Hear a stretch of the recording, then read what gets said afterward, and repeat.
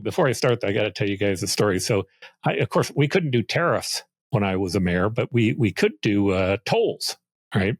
So one day, the council all decided to go out of town on a League of Cities thing. So I went out to the window of City Hall and I posted this letter. Or it was basically the disclosure form that we had to do to let them know what was on the agenda. The reporters were getting lazy. They weren't showing up at the council chambers. They'd just come and check this, and then they'd ask us questions later. So I wrote into the notes that we had passed a tariff on Central Avenue. So sure enough, the one of the first calls I got was by KTAR. Pat McMahon wants to talk to me about it. So I said, "Oh, sure, I'll talk about it." And he said, "So I need to understand it. This is on Central Avenue." I said, "Yeah, it goes from Hatcher Road on the north all the way to downtown Phoenix." I said, "Oh, by the way," I says, "I really don't like this criticism that people are saying that because I live right on the other side of Hatcher Road and people who live there don't have to pay, that there was any self-interest in this, right?" And so, of course, the phone starts to light up. You could just see people getting angrier and angrier. So the next thing I said was, he asked me what the price was going to be. And I said, "Well, I opposed this tariff originally, but what the council wanted was they wanted to impose a quarter. And because I didn't want the tariff, I wanted to get it as low as possible. I recommended a dime. And we finally settled on 17 cents. And I mean, the phones light up. You morons! That's a dime, a nickel, and 2 pennies. But what's funny is it was just a joke, obviously. I was just trying to tease people. For days, people would see me and go, "That's the most ridiculous thing I've ever seen, that you would do a tariff or a toll on Central Avenue." But in any event, that's the closest I got to ever doing anything close to a tariff, just charging anybody that wanted to use our Central Avenue. Destiny. Destiny. You and I have a rendezvous with destiny. Destiny. Destiny. You and I have a rendezvous with destiny. We choose to go to the moon in this decade and do the other things, not because they are easy, but because they are hard. All right, so here's what we're going to talk about today. We're going to spend a little bit of time talking about what's happening on the tariff issue. Obviously, there was a lot of anxiety that was expressed over this past weekend about the tariffs going into place. When we get done with that, we're going to hit a little bit on woke culture. I want to talk about whether or not we're seeing actual movement in that and whether or not that movement is helpful. And then I want to come back to DOGE, but let's stick with tariffs just for a moment. So this weekend, Trump announced that he was going to put in place on Saturday tariffs with Mexico and Canada, 25%, 10% on the oil coming out of Canada, and then an additional 10% tariff and the 25% that was already on in China. Immediately, we saw a reaction in the futures market. I think the NASDAQ dropped by about 2.8%. Dow went down by about 1.2%. A lot of that began to recover during that period of time. But what I'd like to start by talking about is kind of the effects of it. I've got a clip here. Larry Summers has been on our program before, and he's one of my favorites. By the way, I'm going to express why he's one of my favorites. I've known him for a very long time. I would like to say he's one of the 5 smartest people that I've ever met in politics, except that if Larry heard me say that, he wouldn't argue why he wasn't the number 1 person that was the smartest person I had ever met in politics. But nonetheless, he is an incredibly bright guy. But to me, trust is a big issue. And part of why I trusted Larry is that when Joe Biden had implemented a series of issues that he thought were inflationary, he called them on it. And of course, it inflamed the Biden administration. Well, Summers had worked for Democratic administrations, so there's a lot of pressure not to do that. Larry calls them as he sees them. And I think he's worthwhile listening to here. Larry, help us understand, there's now not only the threat of rising prices for Americans, but in terms of global, a trade war. Is this kind of the starting shot? What does that look like to you? It's before you get to what anybody else does, there's higher prices for American consumers, and there's higher input costs for American producers, making production everywhere else more attractive. And then how can these countries not respond? And they're going to respond by favoring European products over American products. They're going to respond by favoring Asian products over American products. That's not going to work to our advantage either. They're going to expand by welcoming investment from other countries rather than the United States. This is done with no context. Whether there's legal authority for it or not is something I will leave to the trade lawyers. I think it's very much in doubt when there's no broad economic emergency and when there's no evidence that the goods being tariffed have been heavily subsidized. But I'll leave that to the trade lawyers. But it seems to me that this is going to make every other country want to separate from us because of the kind of tactics that we are engaging in.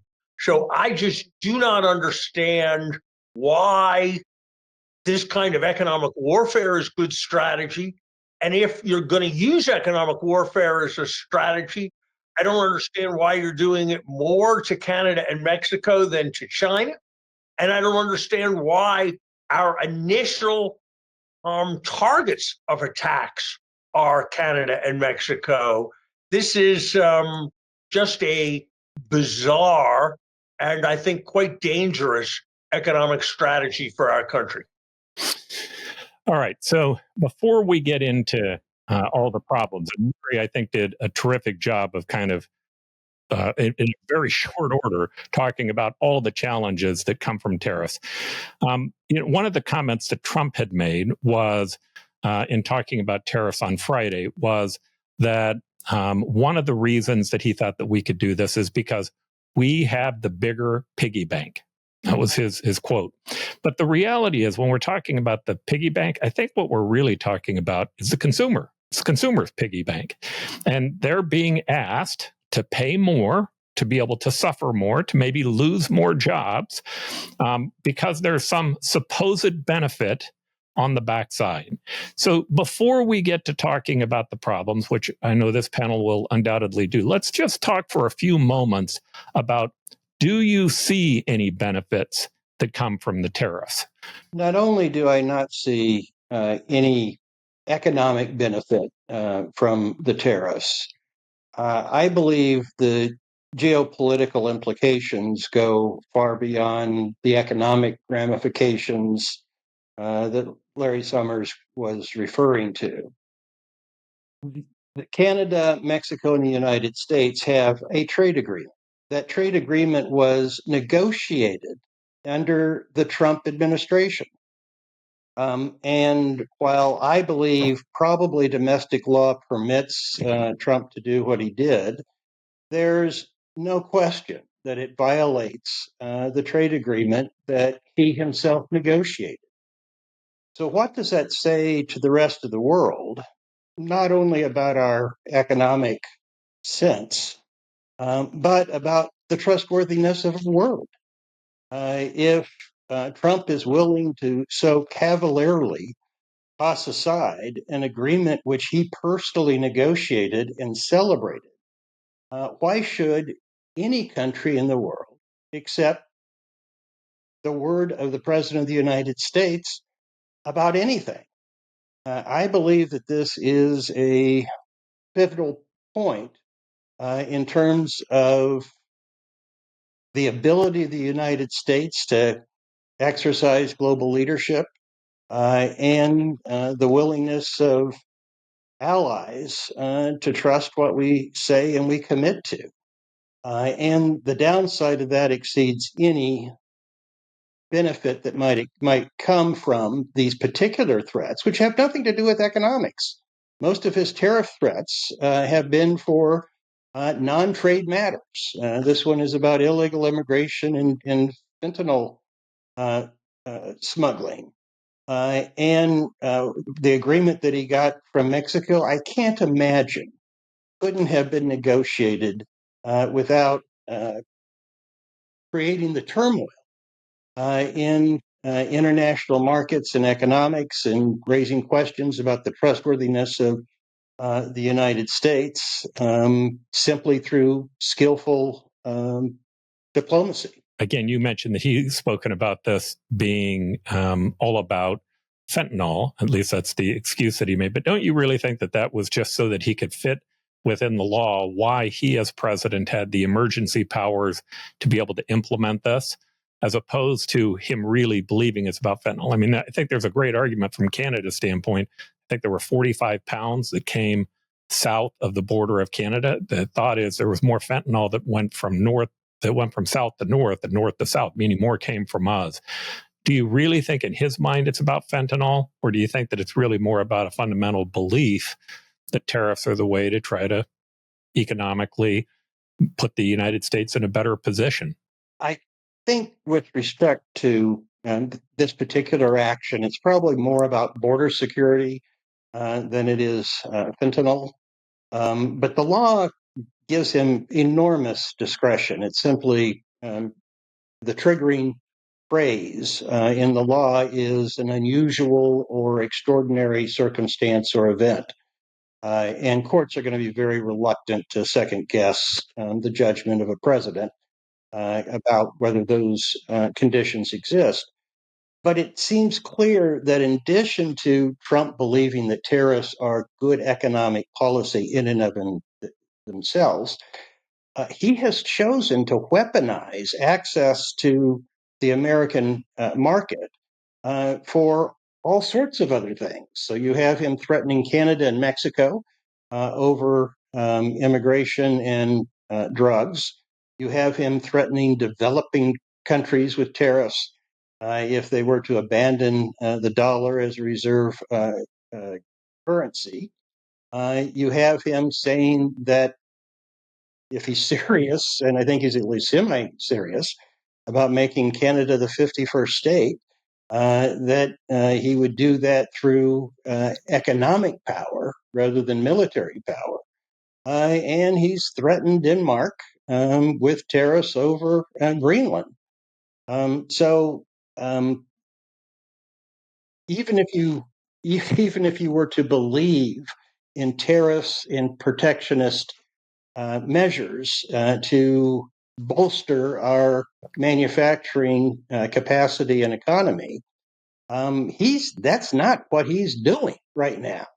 He's weaponizing access to the American domestic market for all sorts of other things. I wrote a piece one time that the headline of which was "The Ugly American is a Foreign Policy Strategy." He's doubling down on that. All right, Henry, you and I had a guest on, Henry Olson, not too long ago, and I think Henry Olson, who was he's been a contributor to Project 2025. He's a writer. He's written a number of books involved in I'm going to call it at least advocating the MAGA movement. My guess is that he would say that the advantage comes to people who feel like they've been screwed over, and people who feel like they've gotten a raw deal. So, I mean, we do know from Trump's tariffs in 2016 and 17, he actually probably did save about 1,600 jobs in the steel industry. We know that there was an actual positive effect. Now, of course, the negative side of that was it increased steel prices, and the assumption is it cost us about 75,000 jobs in terms of exports of products that prices went up on, like automobiles as well as airplanes. But if you were trying to make a political bet for what they think is the benefit from these tariffs, what would you think that is? Well, Trump ran not as an economic liberal or as a globalist or whatever these sort of different groups are. He ran as a populist nationalist. And so I think that he is governing as a populist nationalist. And when he says here, the tariff is good, that's what he really believes. The tariff is good. I don't think that he really cares that much about the second and third order effects. He seems to really believe the tariff is good. This is a key plank of his populist nationalist program, including also immigration restrictions. And that's what he wants to deliver. I think you're right. The number of jobs that are going to be saved in the protected sectors or through the tariffs is going to be pretty tiny compared to the size of the American economy. I mean, 1,600 jobs in an economy of hundreds of millions is nothing. It's less than a rounding error, right? It's tiny. But it's more about giving this message, almost like a cultural message about American isolation, American cultural specialness, making America more distinct from the world and more separate from the world as a national entity. And tariffs help to do that simply by breaking trade links. Immigration restrictions, deportations help to do that. Even this kind of unpredictable behavior in terms of global markets like trade and even financial markets are good because they unsettle investors, they unsettle global flows. And so you end up moving more towards this more atomized, more national, broken up global economy, which I think is really the end goal of Trump and the populist nationalist movement. And so when we talk about who's going to win and who's going to lose, yes, at the margin, there will be some people that win because they are laborers in sectors that aren't globally competitive and they'll get a little more protection. But the numbers of those people are probably going to be quite small. But being able to present this message of having made America more separate from the rest of the world, making it more distinctive, making it more self-sufficient, making it more independent and powerful, that's what Trump wants to project, that image above all else. So I'll deal with what I think he gains from a political standpoint, but then I want to follow up on this question that Bob raised of the effect on the international relationships that the United States has. I think the big benefit comes on the other side of the blue wall. If you look at the states on the other side of the blue wall, they've been basically economically distressed. And they blame a lot of that on globalism and internationalism. They have this sense that we cut these deals that sold them out. Their view is that, well, first, I think that there's a large portion of people, and by the way, many of them have been Democrat blue-collar workers.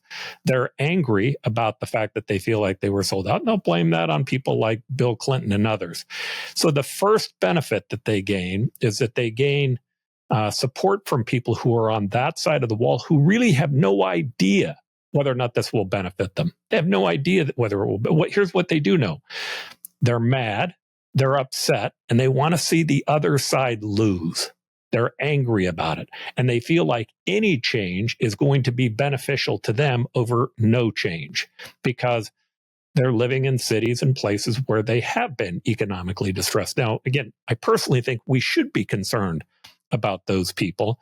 I just think tariffs really isn't going to help us long-term address that population. But from a political standpoint, I think it does deliver something. It delivers something to a group of people who are angry, who want to poke other people in the eye. Let's talk about what Bob mentioned a moment ago. I want to kind of dig into that. What do you think are the long-term repercussions, or potentially what are the long-term repercussions to us from an international standpoint in relationships, not only with people who've been our enemies, but with many people who've been our allies? Well, Paul, the reality is that since 2016, we've been living in a deglobalizing world.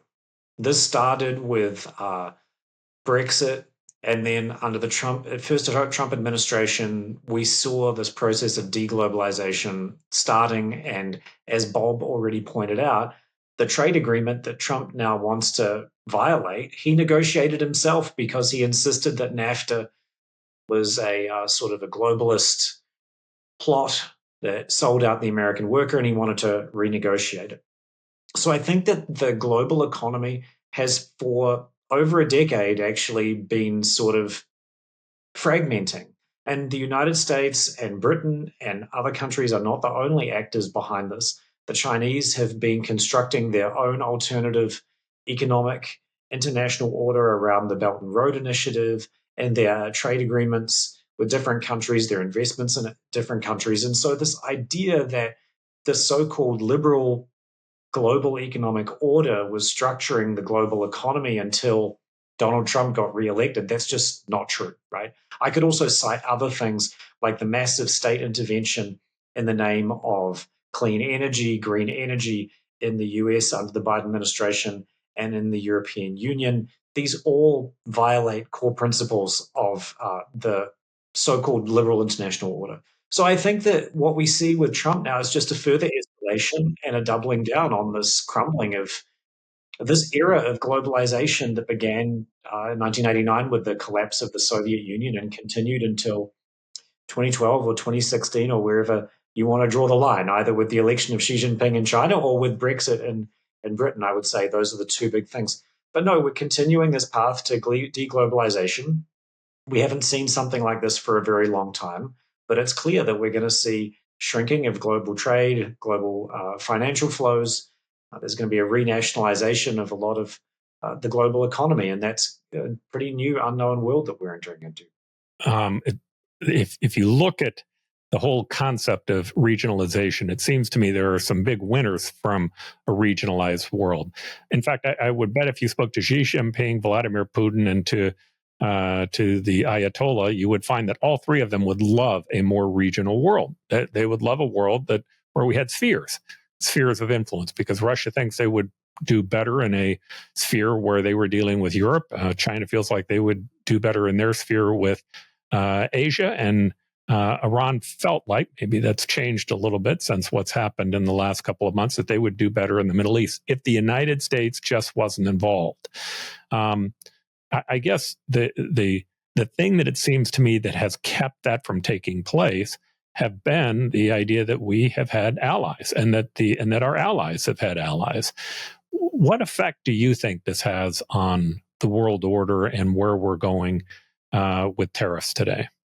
I think it has a very large effect, and I would generally agree with Henry that there has been a movement towards more of an domestic industrial policy across the world, less confidence in the generalized benefits of free trade and free markets. I do believe Trump, too, is more of an accelerant of that process than just a mere continuation of it. But I believe this has knock-on effects in terms of geopolitics. While this increased industrial policy approach to economics was occurring, there also had begun to be sort of a geopolitical dividing line between democracy, democratic capitalism, and authoritarianism. And one of the things that Joe Biden did do that was useful was to emphasize that and to seek to strengthen the alliances designed to protect the realm of democratic capitalist countries from the threats posed by the authoritarian alliance. Again, I believe that even though these are tariffs, the fact that he was willing to so cavalierly toss aside an agreement which he himself negotiated and celebrated, I think raises serious questions in the minds of other countries about our commitment on other things, our willingness to use both our economic, diplomatic, and military capabilities to preserve that space for democratic capitalist countries struggling on the borders of the conflict with the authoritarian alliance. And I think you may see the geopolitics, not just the economics of the world, adjust to that. Exactly how that manifests itself, whether countries decide to try to do more to protect themselves, or they try to make accommodation with some of the authoritarian, strong, aggressive countries. I don't know. I suspect probably a combination of the two. But I don't think you can unwind this, that even if ultimately the tariffs aren't applied because concessions are made, that Trump is willing to declare victory with respect to immigration and drugs. I think what he was willing to do uh, raises knock-on questions about the reliability of the United States in economic and non-economic matters. It seems to me that there's some. We're not going to be able to just do damage control and to be able to fix this. And I'm not sure what his actions meant this morning, but it seemed to me like it was about damage control. It seemed to me like him trying to quickly reach an agreement with Mexico. And my understanding is they have reached at least a tentative agreement for 30 days. That was really being done more to, again, make it look like it was a strategy and not a core belief. I do think, though, that one of the things that's going to begin to have an effect that will go beyond the stock market is that's going to have an effect on real people. Now, the question of how much is hard to determine, but they're guessing anywhere between about $2,000 and $3,000 per person. We've already gotten notices in our home building company that that our suppliers are letting us know that with tariffs that there will be increases. Now, the big one is going to come from big ones are going to come from steel and lumber, because we actually get a significant amount of steel and lumber out of Canada.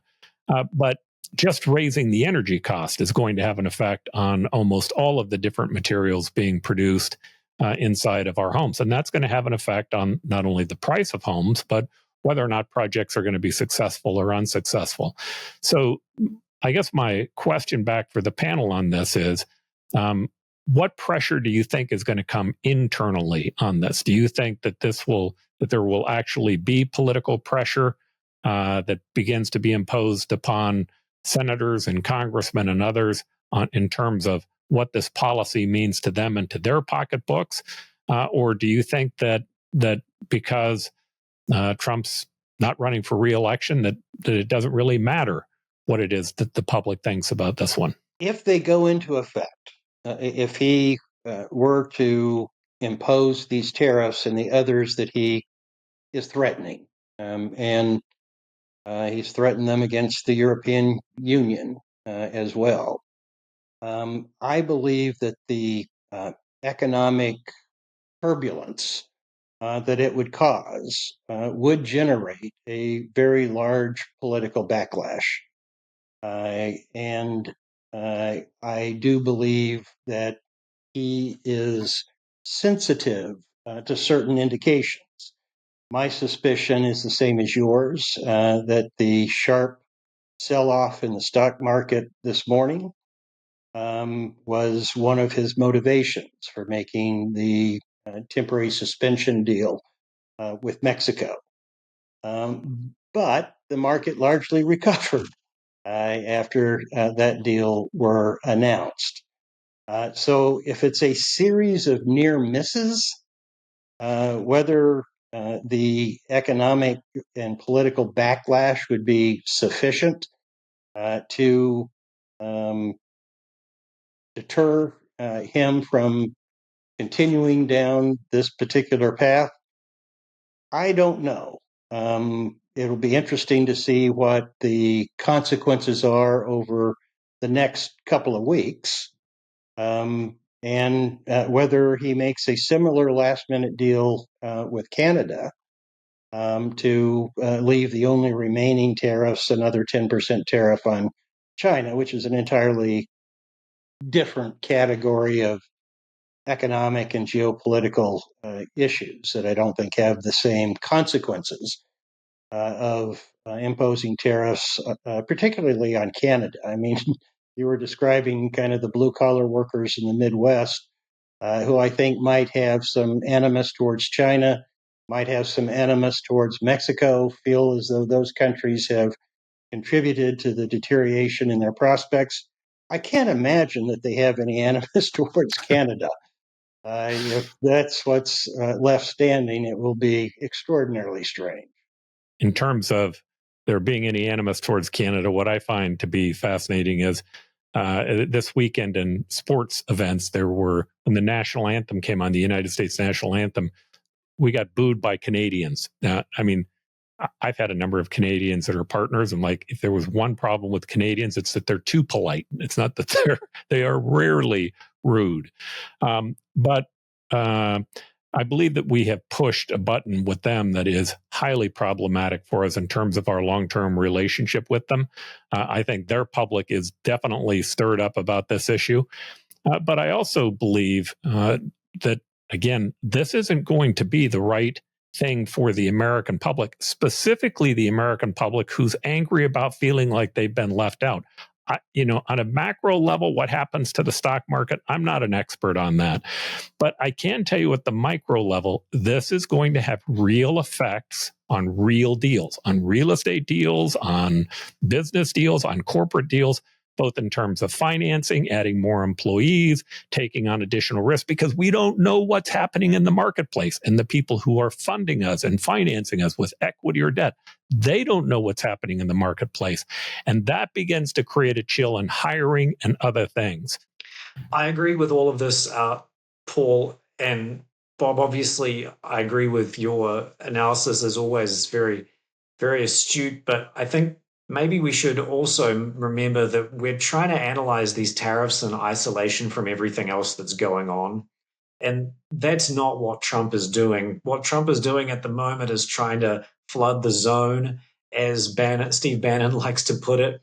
Just put as much policy change, as many PR changes, inflammatory statements, crazy policy ideas out there at the same time, see what sticks, presume that the public and the media can't even keep up with everything that's going on, and then see what happens at the end of the day. And so when you've got a situation like tariffs being proposed of 25% against all imports from Canada and Mexico, and maybe even implemented for a day, and then all of a sudden suspended for a month. But at the same time, Elon Musk has taken over control of this Department of Government Efficiency, and Trump is also trying to acquire Greenland and the Panama Canal. I mean, most voters just are going to lose perspective or lose track of everything that's going on, especially when you consider their effects taken all together, considering they might be contradictory, working at cross purposes. Of course, there's going to be events happening that none of us predict as things can go on. And I think that's the general situation that we're in, is that these tariffs, yes, they're important. And even if they're not implemented, they are important because they scare off investment and they have consequences for all sorts of people. But at the same time, in 6 months or a year or in 2 years, when we have the midterm elections, who knows whether we're even going to remember these tariffs or what the general vibe is going to be. What Trump wants to achieve is a general vibe that the United States economy is strong, that it is growing, that employment is growing, that inflation is under control, that especially wages for low-income Americans are growing, and that America is sort of bestride the world, intimidating its trading partners, China, Mexico, Canada, bossing around the European Union and telling NATO that they have to spend more, and that they might even that the US might even take Greenland away from Denmark, right? That's the general vibe that Trump wants to present. Whether any one of these single developments has much of a consequence, whether Trump ever puts any tariffs in place against Canada or Mexico, whether any of these things have an effect in 2 years, it's really, really difficult to predict when we're in this maelstrom of Steve Bannon's dream of flooding the zone with just events and changes. It's really, really hard to predict. Yeah, and my own personal opinion is, if he's successful at keeping interest rates lower and making America look strong and cutting the size of federal government, he's going to be very popular in 2 years. Mm-hmm. These tariffs work against all of those goals for him. They are problematic for not only for him and his agenda, but I think they're problematic for the blue collar group. All right, so let's flip subjects and utilize this as a means of transition. So everyone on this panel has I would guess, as opposed to what's happened with woke culture.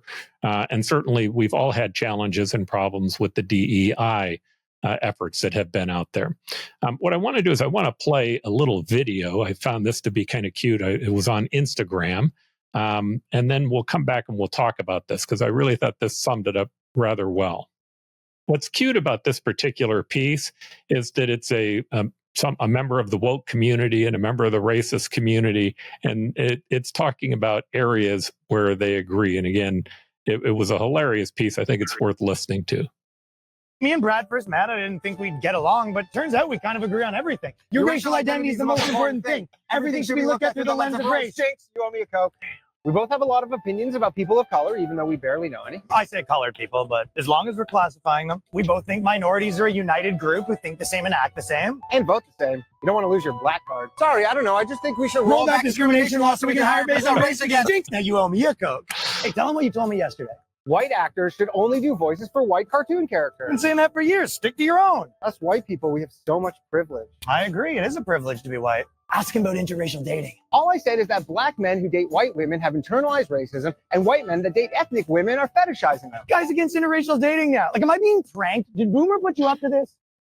Ugh, you know that taco place is white-owned? White people should be making white foods, like Kraft macaroni and cheese, no seasoning, not even salt. It's like he's a mind reader. I mean, I've been pushing for segregation forever, and my man does what? I created an improv comedy show exclusively for ethnic people. Guy segregates comedy on my birthday. White people need to stop wearing dreadlocks, and they need to stop appropriating black people's music. Shaved heads and country music, the way God intended. You know all white people are racist. I'm listening. Even if you have a black wife or a black friend group, you're still really racist. You know, we just kicked a guy out of the organization for having a black girlfriend, but if you can promise me he's still really racist, we'll consider letting him back in. Black people should only shop at black businesses. I guess the only thing we really disagree about is I think white people are the root of all evil. But what did I tell you, though? If we can narrow that down to a certain group of tiny hatted. Yeah, his last comment is if we could narrow that down to people with just the yarmulkes on the back. But here's the point to this. You have young people who have gotten to the point of recognizing how ridiculous what's happening in the woke community is. Now, saying that, and I've been engaged in the DEI effort through a variety of different means, but it seems to me that the biggest challenge with the DEI effort is not the issue of diversity. At least that's my own opinion. I believe the problem with it is that merit's not at the top. That you should have a meritorious outlook in terms of what you're utilizing to hire people, but that diversity also is beneficial. And I'll just use our example in our healthcare company. If you came into our healthcare company, it's one of the most diverse populations you will find. But nobody here was hired based upon race. They were hired based upon, we do an empathy count in the beginning because we know that our people are going to be talking to people about their claims, and we want people who will treat them like it's their aging mother to make certain that they're being treated well. And it just so happens that when we got done with our test, from a merit standpoint, minorities and women did better than white males. That doesn't mean we don't have any white males. It just means that it created a very diverse population, but merit stood out at the top. My own personal opinion is diversity is a help, but you shouldn't put it above merit. Now, what we're watching with Trump in the last 2 weeks, I can't believe it's only been 2 weeks, but every time something goes wrong, it was a diversity issue. The LA fires issues took place, and it was about him blaming DEI as a problem. We have the problem with the helicopter. He blamed DEI. And I guess the starting question that I would just ask the panel, because we haven't really discussed this much, do you see there as being a benefit to diversity, number one? And if so, what are your challenges with the DEI movement? I think diversity is an advantage. Enforced diversity, creating privileges, the government creating privileges based upon personal characteristics rather than, as you put it, merit, is wrong, divisive, and has created a very strong cultural divide in this country. And I actually give the Trump administration credit for what it has done mostly on this front. because you had embedded in the government, embedded in academia, and increasingly embedded in private corporations, a DEI infrastructure, which put identity above any other factor, and also was engaged in trying to make people feel good or bad, entitled or unentitled, based upon their race, gender, sexual preference, or whatever the cause of the day happened to be. And I think you could only reverse that by kind of the branch and root extraction of it that the Trump administration has engaged in. So I think that's one thing that the Trump administration is doing that is beneficial. Now, when you start blaming helicopter airplane crashes and wildfires on it, you're being ridiculous and you're not helping the cause.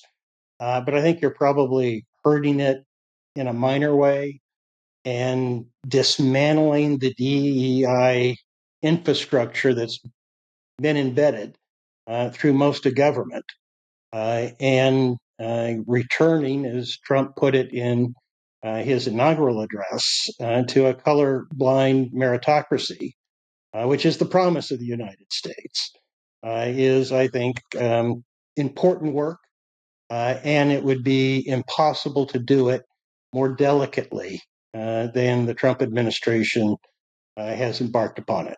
The recent developments since Trump's election have shown that a lot of the DEI initiatives at big corporations and at universities and in the government were basically political expediency in the first place, and oftentimes not particularly well thought through and not even based on beliefs by the leadership that were very strongly held.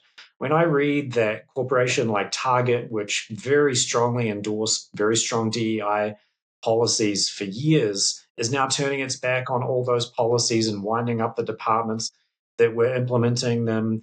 And the same with large universities winding up whole branches of their activities related to DEI and stopping grants that were related to DEI, etc.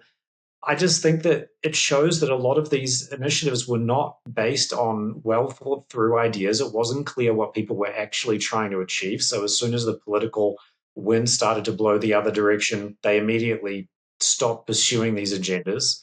And that the views were pretty cynical by a lot of the leaders across a lot of these institutions, that they were hoping to gain favor from the federal government or from regulators or from political activists or even from funding bodies when it comes to the universities, and that they didn't care about these issues or even think about these issues very deeply in the first place. So I think there's a lot of cynical behavior that's gone on over the last 5 to 10 years, especially the last 5 years since the beginning of the first Trump administration, by people essentially seeking to exploit a political narrative and a political movement without really thinking through the merits of any of their policies. And now they're being exposed as hypocrites. And so I think it's pretty embarrassing for a lot of very powerful organizations and a lot of the leaders in some of those powerful organizations. The reason I started with that video is it seems to me politically that when you get far enough left and far enough right, you actually start to find an agreement, right? There actually is an agreement by both of the far right and the far left of identifying people based upon the group that they're in, as opposed to seeing people based upon the content of their character. And that, to me, really is the debate.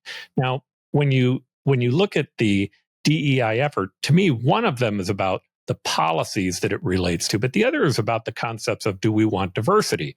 The policies that have been adopted, I love, Steven Pinker came on our show and he did a great job, but he's spoken about in the past, I hate to paraphrase him, but he's spoken about how he'd been asked to sign DEI waivers, and he reported back to Harvard University that he wasn't going to sign that because he didn't believe that you should be identifying people based upon the group they were in. He also said if he hadn't had tenure, they'd have fired him. It was just that simple. But then he pointed out that in the university, in many cases, what was happening, especially at Harvard, was that to actually get a PhD, the panel that would be selecting them oftentimes would weed out people if they weren't willing to sign the agreement. So effectively, they were trying to perpetuate an ideology and a belief system without giving anybody the ability to be able to disagree. And that on its face seems to be problematic to me. But the bigger key is that I simply believe that we should be judging people first based upon their merit. I also don't believe in equity, but I do believe in equality. I think equality is really important. The idea that we treat all people equal, but guaranteeing outcomes, I think that's problematic on its face. Now, my challenge with what Trump is doing, and I know that it's maybe silly, but I think that when you begin to blame people every time an incident happens on it being about their gender, you're the one who's discriminating. When you do that without any evidence, without any proof, you're doing exactly what the people who are complaining or talking about the need for DEI, what they're talking about. They're saying there's a racist point of view that's out there or a sexist point of view. And if you're saying the minute a helicopter crash happens, well, if there was a woman flying the helicopter, then it must have been her gender that caused it. That's the problem. The challenge is we want to try to see people based upon their merit. And again, I just watched this. The people on the far right and the far left agree. Agree with you entirely, and that's a good way of analyzing when you start blaming things on DEI because you're making assumptions about the people that it produced. You're violating the notion of a colorblind meritocracy. All right. So the good, the bad, and the ugly. It seems to me that the bad was tariffs. The ugly is Trump's how he's verbalizing DEI. But I agree with you. Some of the steps that they've taken have been good. Now I want to go to what I think has been good. I'm going to continue to follow the efforts of DOGE because I think that it's really important. But there was a book that came out this weekend, and it is an exceptional book by Ray Dalio called Why Countries Go Broke. Ray wrote the book. It's free. Anybody can get a copy of it that they would like, but it is an exceptional book in terms of talking about the challenges with the budget deficits. And he does some basic math for you. But when you get all the way through his effort, one of the things that he talks about is that it is not sustainable for us to continue at 7% or 7.5% of our GDP in deficit spending. And if you continue along that path, it doesn't take more than about a decade to the point that with interest rates being at 6 or 7 or 8%, where you're 60 to 70% of your budget being eaten up in interest payments. It's not sustainable. But interestingly enough, he made a recommendation that said if you could just go back to 3%, where we were before the first Trump administration, that it does become sustainable. And his point was that the very first thing that you have to do is you have to get Congress to buy into the number. And he understands the problems with doing that. But he said the first thing is they have to own the number. And if they own it and they believe that that's important, then you can answer the question of should it be through tax increases or should it be through expenditure cuts? Now, in the last couple of weeks, the Trump administration has been hit on a variety of things. One was the executive order where they stopped the grants. A second one has been this whole issue of impoundment.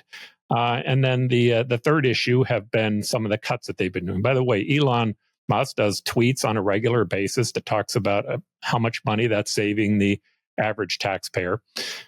This is one where I cut him a break, even though I'm worried about the fact that he's doing cutting for political reasons, trying to go after his enemies. Even though I'm worried about that, I think that this whole concept of trying to get a handle on our budget is so important. I give him some leeway. Well, the Budget Act was intended to do precisely what you described, to require before the formal budget process began, there to be an agreement between the Senate and the House as to top line spending versus anticipated revenue and what the resulting deficit would be. And it now is used instead as a way to, by both parties, to maximize what you can get through that's budget related and avoid a filibuster. So there's actually a mechanism that exists that's supposed to do what you described. I continue to be enormously skeptical about DOGE and Elon Musk. There's now reports of them sort of by hook and crook getting access to classified material, where the people who are going to have access to it don't necessarily have appropriate security clearances. The offer to provide severance pay to the entire federal workforce was obviously a Musk-inspired movement. And to me, it's getting the job backwards. I'm all in favor of reducing the size and scope of the federal government, of making the federal government more productive through the better use of technology, and shrinking the size of the federal workforce. But you want to begin with the first two before you get to the third. If you don't reduce what the federal government does, and you don't improve the federal government's productivity through better application of technology, and you cut just the workforce, instead of government becoming more competent and quicker, it's going to become even slower and less efficient. And then he just gratuitously insulted a Indiana Republican senator, which he then deleted from his own platform, and instead substituted it was some kind of equally gratuitous compliment for the senator.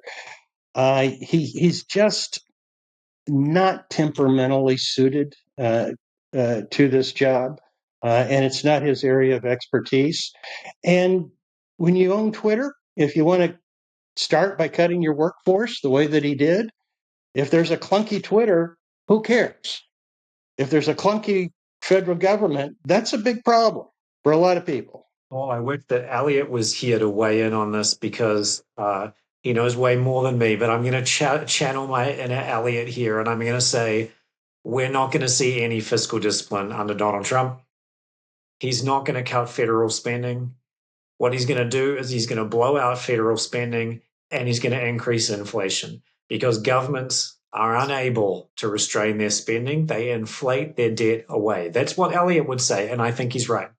I think that if we ignore what Trump says and look what he's really doing, I think we see more about what's actually going to happen. I think Trump is going to continue his tax cuts. He's going to cut taxes on Social Security, as promised. He's going to restrict immigration and at least threaten, maybe impose some tariffs. Those things, all the four of those things are relatively easy for him to do compared to cutting federal spending. They follow through on his election promises, and they all increase the deficit and contribute to inflation. I think that that's what we're going to see. We're going to see increased federal spending, more inflation, Trump getting angrier and angrier with Jerome Powell and the Fed as the Fed refused to lower interest rates to let the economy grow more. But I don't think we're going to see significant reductions in federal spending, whether it's through Elon Musk's initiatives or through Congress. I've said this before. I think the best thing that can come of this DOGE initiative is it gets people talking about the federal government and the size of the deficit and the size of federal spending. It gets people interested in the topic. It maybe builds a little momentum behind congressional candidates who want to run as old school fiscal hawks. God bless them. I don't know if there's any people out there who still want to do such an outlandish thing. I just don't think that we're going to see any fiscal restraint from this government. I'm sorry to say it, Paul. I don't want to upset you and hurt your feelings. So like Elliot says with me, hope springs eternal. But I do think the bond markets that you mentioned are kind of key to this. This is going to be a fight between Donald Trump and the bond market by the time you get done with this. And he's not going to like where the bond market goes. And it's not the same thing as a fight with Powell. Powell is an appointee of the president every 5 years. He's going to have the ability to have a say on who the next chairman is. It seems to me to becoming increasingly more evident, while Trump has been putting pressure on them to lower rates, that actually lowering short-term rates that the Feds have some ability to do actually is creating a counter pressure to create increased long-term rates, because the long-term rates are concerned about inflation. Who's going to invest money for 10, 20, or 30 years if you believe that it's going to be inflationary? And if the Feds turn down the rate too much more, the long-term rates begin to go up. And at least with big issues like home building and people being able to own a home, those long-term rates become the single most important, not to mention corporations. I think you're exactly right. And most of Trump's instincts about inflation are headed in the wrong direction. He's already begun lobbying the Fed to lower its headline rates, even though inflation remains persistent. His tariffs and his desire to cut us off from foreign imports has an upward pressure on rates. And I agree with Henry. I don't think we can expect fiscal discipline from a guy who's bragged that he knows more about debt than anybody else.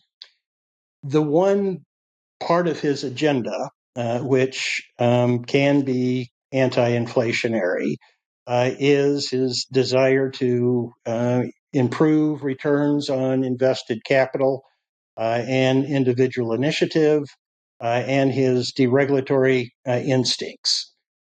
So it will be sort of a struggle as to which side of that gets implemented and which side of it takes prominence. It's been a substantial disappointment that instead of starting with preventing a deterioration in our tax climate by the expiration of the first Trump tax cuts and following a deregulatory agenda, whether that's done independently of DOGE or part of DOGE, that he didn't begin there. Rather than beginning with jawboning the Fed to lower interest rates and imposing tariffs, he started with the wrong part of his agenda, certainly from the standpoint of inflation. Time plays an important role in this. I'm glad you brought this up, Paul, that the interest rates going further out could be higher, and that could have a big impact today. But I think time plays a much more simple role in that, which is that in 4 years, Donald Trump's not going to be president anymore. So maybe he just doesn't care about the size of the federal deficit the day he walks out the door of the White House, because he's not going to be president anymore, and it's not going to be his problem. That is a perennial problem with these types of long-term decisions in a democracy with relatively short periods of time. Not that it's any better in dictatorships, by the way, but it's a problem that could really come back to bite us if Trump wants to see higher spending on things like Social Security without taxes, on things like subsidies for industrial policy, etc. This could drive up the deficit significantly, and maybe he just honestly doesn't care. So I'm going to call out another podcast, the All In podcast. Friedberg, who's one of their members, did an interview with Ray Dalio over his book. I recommend this to anyone who's watching. It's definitely a worthwhile podcast to be able to watch. But the point that I would get to is I'm going to go back to what Dalio says in this, or at least sum up what Dalio says in it. We're running out of time on this one. This isn't a we have another 30 years on this one. His view is we have another 5 to 10 years before the effect of it is so big that what we have to do to fix it will have an incredible challenge for the American people, and it will create incredible social unrest. Today, we can do it in a meaningful way but it's going to take political pressure to get that done, which is why Ray wrote that book and why Ray's giving it away for free. He's spending a significant amount of his time and his money in trying to make that work. My own personal opinion, I think that fixing the budget deficit really is a 5-alarm fire. Totally agree. I really hope we don't have the wrong guy in the White House for this particular 5-alarm fire. Yeah, and on that one, I don't know that the other side would have been any better. That's the challenge. If this is a 5-alarm fire, I don't know that we had a right candidate running in the last 4 years. Maybe Bob could say something about the old Republican fiscal hawks. I mean, we had a leader of the House in Paul Ryan. This was his issue. And the Tea Party movement were really passionate about the size of the federal government and the deficit. What happened? They're gone. Well, populist nationalism, which doesn't care about these issues, took over control of the Republican Party in significant part because of the personal political abilities and skills and attraction of Donald Trump. And you're right, the last prominent politician in either party that wanted to do something about this left town when Paul Ryan returned to Minnesota. And I don't see, Rand Paul cares about it. There's other people who care about it. But none of them are in a position to do anything about it. And if any leadership comes from the Trump administration, I will be astonished and grateful. Grateful. Definitely grateful. Gentlemen, thank you today. We appreciate you guys being on here for going over the good, the bad, and the ugly with the administration. Astonished and grateful. Thanks, guys. Good to be with you. And we stand today on the edge of a new frontier, the frontier of unknown opportunities and perils. It holds out the promise of more sacrifice instead of more security. The new frontier is here. You and I have a rendezvous with destiny.